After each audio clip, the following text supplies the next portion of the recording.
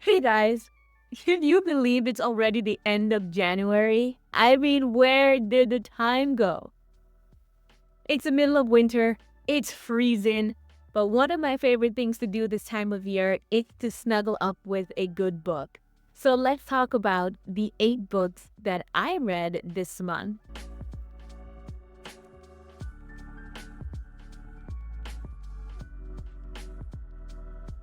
Now, if you're new to my channel, guess what? So am I. This is my first video, and I'm so excited. I look forward to sharing my love of books with you. Now, over here, we are obsessed with books, but specifically romance book. I love everything in the romance genre, whether it be your fantasy romance, your billionaire romance, or those alpha werewolves. My heart, I am here for it all. So I will discuss and review and give you my honest opinion on the books that I read each month. Now, if you're anything like me, before you read, you like to get comfortable. You like to get in your favorite chair, maybe get your favorite blanket, get something to drink. Let's get a sip of our tea here. And I also like to light some candles and just get comfy, put on some comfy clothes, put on some perfume. And you wonder why perfume?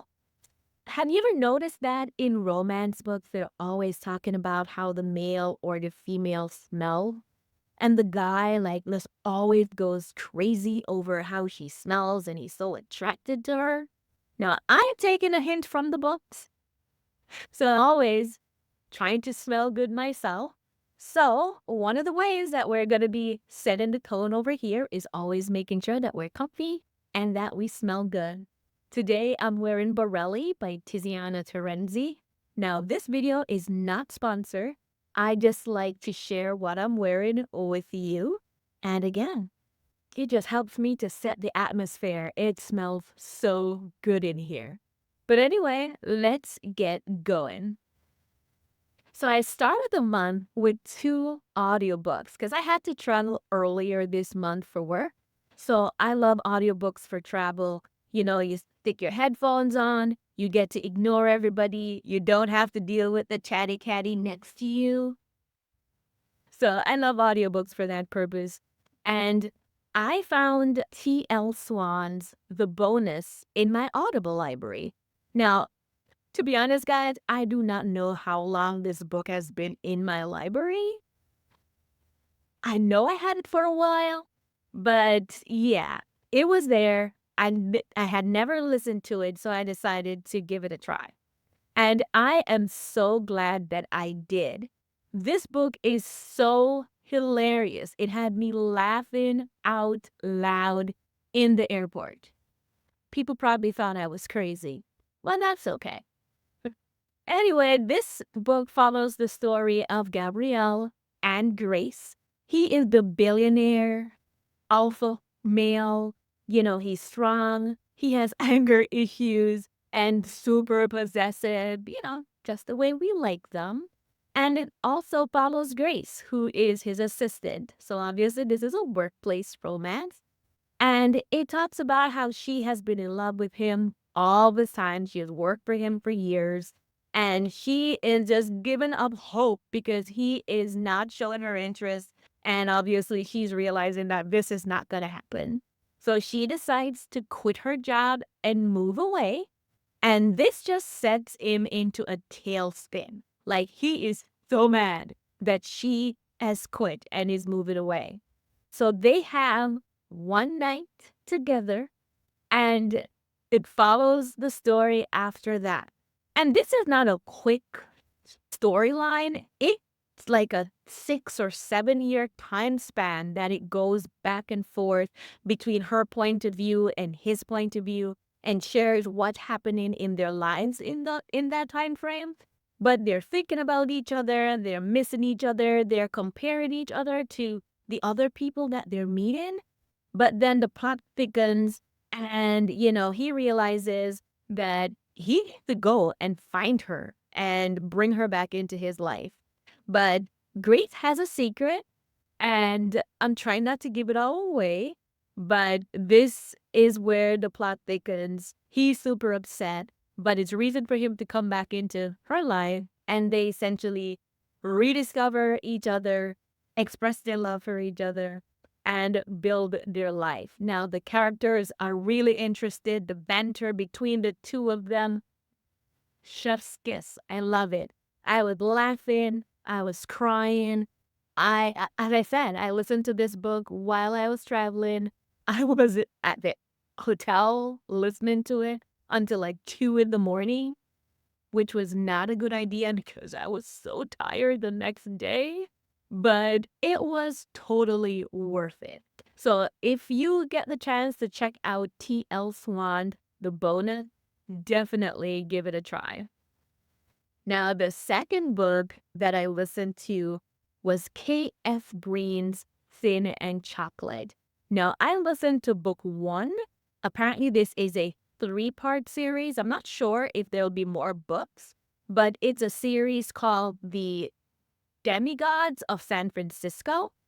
And it was really good, guys. I thoroughly enjoyed the book. It follows our female character. She is just having a real tough go at life. Her mom had passed away, and she has taken responsibility for two wards or two younger kids. And it shows how she's struggling to keep a job, to buy food, to keep a roof over their heads. And she is, they have figured out how to make life work for them. And, she's just doing her thing. And one day she is just walking along, not paying attention, and nearly gets ran over by this guy. And she is just hilarious because she is cussing him out, even though she's the one that wasn't paying attention, which is just ridiculous. But anyway, it shows that he recognizes that she is gifted. And he starts following her and trying to figure out, how powerful she is. So in this book, there are two worlds. One where non-gifted or non-magical people live, and the other side of the tracks where all the powerful, ultra-gifted, magical people are. So, you either live on one side or the other, and there's benefits, right, to living on the rich side or the powerful side, where he is from. But he starts following her. He starts getting to know her, and she's wondering, like, why is this guy stalking me? Like, seriously? Stalker vibes much?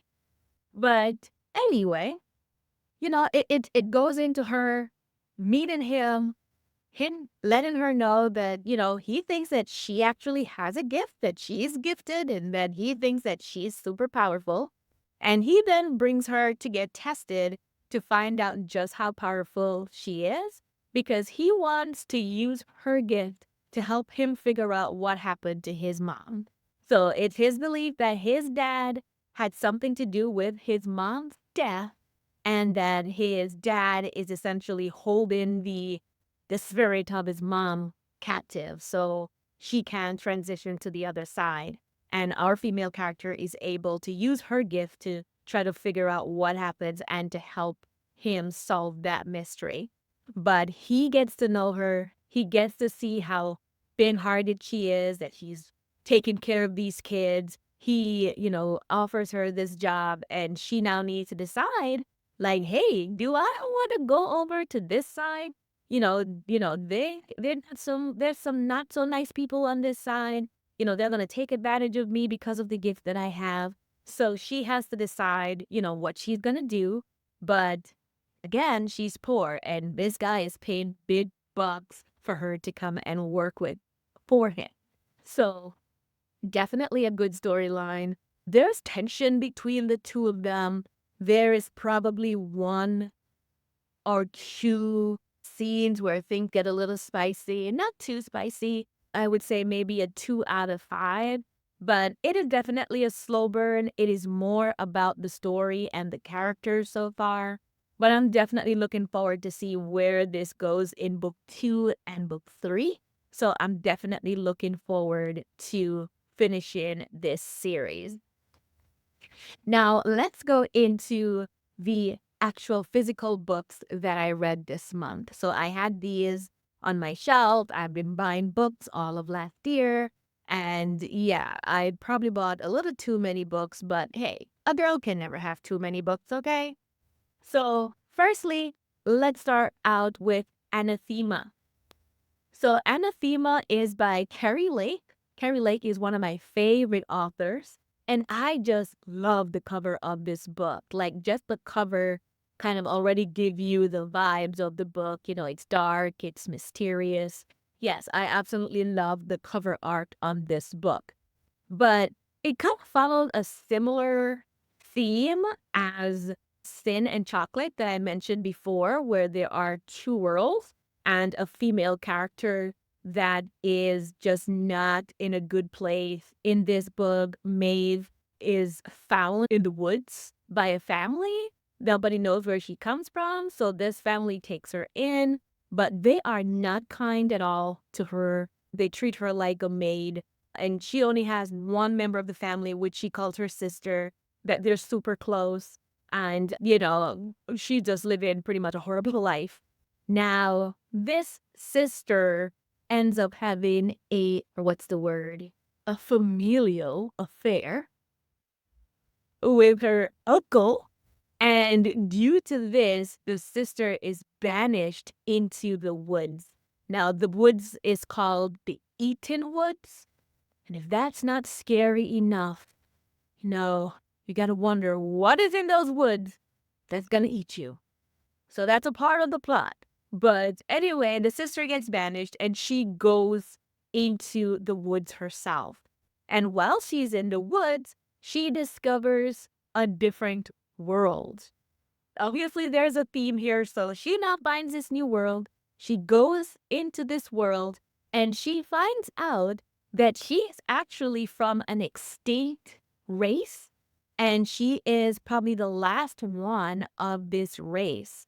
So she's discovered by now our male character, Zivander, and Zivan is cursed. And he's trying to figure out a way of getting out from under his curse.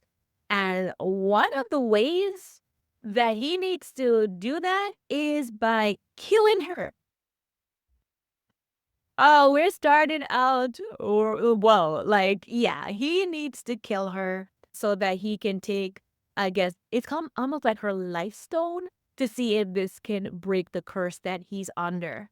But when he meets her, he decides to try to find another way of breaking the curse. So he starts to train her and help her to learn how to fight, how to discover her magical powers.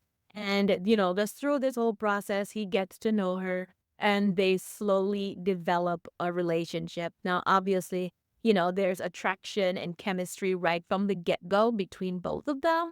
But this book is really a slow burn. It really doesn't get too spicy until maybe the last four or so chapters. But when it gets spicy, it's good, if you know what I mean. So I'd say this is probably, I don't know, a 2 out of 5 on the spicy scale, but it is a really good book.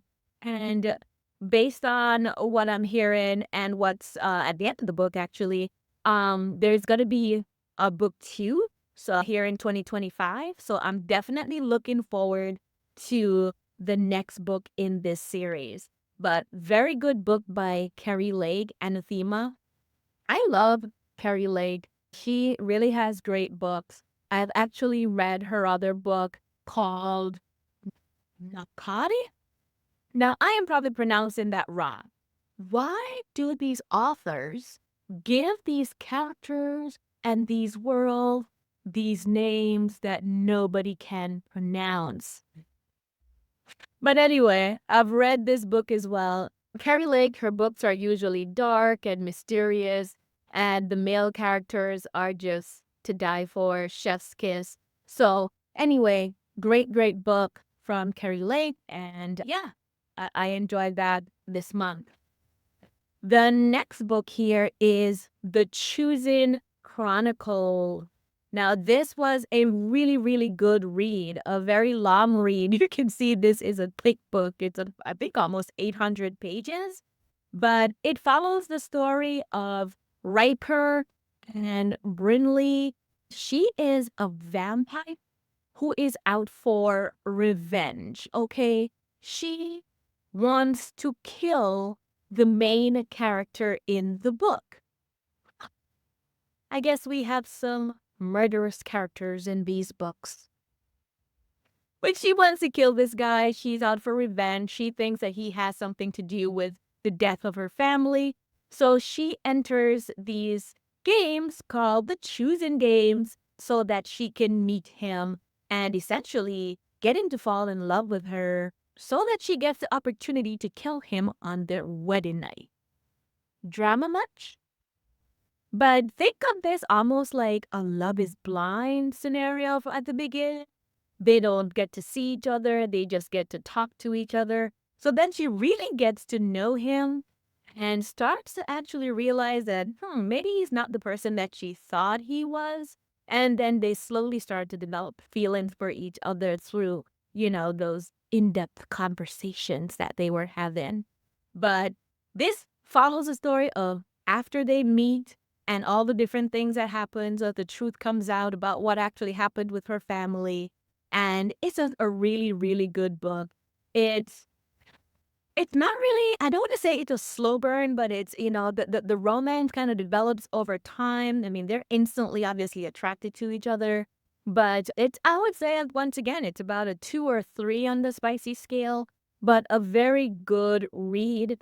So if you're looking for a really good book to read, the Chosen Chronicle by Elena Galia, highly, highly recommend this book.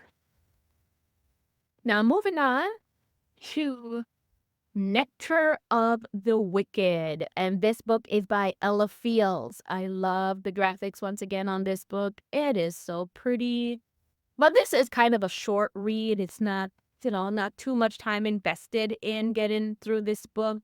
But again, we're kind of dealing with very similar situation where our female character, for some reason, they call her Flea in the beginning, which, yeah, I don't know. But anyway, she's a changeling, meaning that she is not from the world that she lives in. So once again, we got these two world scenarios going. And she has a guardian that doesn't treat her very well. And the guardian is just keeping her so that she can essentially trade her to get information or to get her daughter back. And her daughter gone missing. But unfortunately, that guardian was not kind to her and she ends up dying. And it goes to show how she, meaning her female character Flea, has to now pay the debts that she left behind. Now, once she realized like what she did for a living, essentially she worked at a gentleman's club. Hint, hint. So now she has to go and pretty much fill in for her. Oh, so she goes there, which is where she meets the male character. She's very attracted to him. He's very handsome. He's very charming. And she just really gets to know him. They mess around. Things get a little heavy, a little heated, But she did not realize that this guy was actually a king. So he's a fairy king. And she now decides to use the relationship that she's developing with him to try to get him to take her to the other world so she can find out who her parents are, who she is, and so on. So that kind of follows the story here, and that it really gets interesting like once she is in that world with him, because a lot of secrets come out. Like he knows more about her family than he let on in the beginning. So brother was keeping some secrets, okay? So that was kind of a little bit of a heartbreak for us because we were really invested in him. But this guy is truly, morally gray, so he knew the truth. He didn't share it with her. But it overall, I think this was a really good story, and I'm very happy that I picked up this book. There are other books that's coming out. This is just book 1. So definitely looking forward to book 2 of, I think it's the Deadly Divine Duet. So looking forward to book 2. So guys, we're going to talk about the last books that I read. And I'm going to bring this this 3-book Zodiac Academy. Now, don't judge me, guys. Do not judge, okay? We listen and we don't judge. So, I heard so many mixed reviews about Zodiac Academy. Now, firstly, it came across as like a YA book, and I'm really not into young adult fantasy that much or young adult books. But there was just so much talk of Zodiac Academy that I decided to check out the series. Now, this is a super long series. I believe like there's like 9 books in the series. So that's probably one of the longest series that I've come across. But people just love to hate this book. It's either you love it or you hate it. You know, they talk about the writing, which is not the best or whatever, but we're here for the story, okay? Now, I gotta tell you guys, I struggle. I struggled with the books. The reason I will have to get into that, but this is my first bully romance.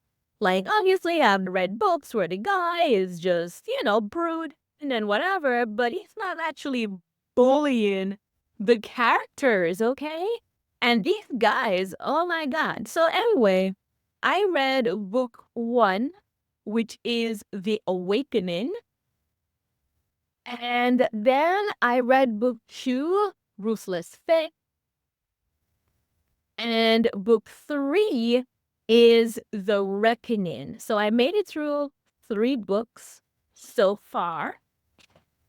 And yeah, I struggled, as I said, with this book because, again, my first bully romance books. And oh my God, it's so intense, especially for someone like me that is super outspoken. I stand up for myself. It was so hard for me because I was getting really angry. So the book goes into the story of 2 sisters. They're living together. They're having a rough life. They were in a foster system. Now they're living by themselves and just trying to make it through life. Then they find out that they are actually fae. So the teacher or professor from Zodiac Academy comes into their world and comes to take them to this world so that they can attend Zodiac Academy. Now, what we find out is that the 2 girls are actually the lost daughters of the previous king and queen of the world that they're from. So they're actually royalty. And when they come to Zodiac Academy, they realize that there were actually kings, these guys that they have been training for years to take over the throne. And now these girls have shown up. So now that, their throne is in jeopardy. So they are not happy about it. And they decide that they are going to get these girls to quit Zodiac Academy and go back to where they came from. And boy, did they bring it. They bullied these girls so bad. They are so mean. Everybody around them is mean. But these guys, they run the school and they just go in on these girls and they just violate all of their insecurities. They actually, I think in one of the books, maybe book 2, they almost killed one of the sisters in here, like bullying to the next level. And it was just frustrating for me because the girls just, they were so weak and so vulnerable and they didn't have any powers and everybody was just pushing them around pretty much. And I'm just like, come on. But the authors actually did a good job of, even though you hated the guys, like there was still enough there as they're developing their characters that, and learning about their backstory that you start to actually get to know more about them and kind of like them. It's like a love-hate thing that we got going here. But slowly, it starts to get better. It starts to get better, guys.